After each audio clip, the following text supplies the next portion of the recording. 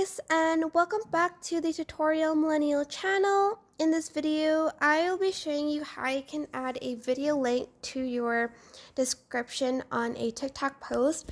So this is what I mean by that. Press the plus button and I'm just going to upload a random video like that. Press on next. Press on next again.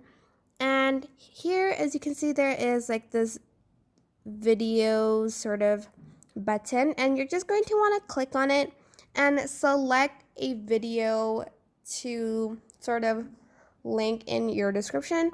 Like choose a video or add video link to description. I'm just going to select this one and then I'm just going to post that.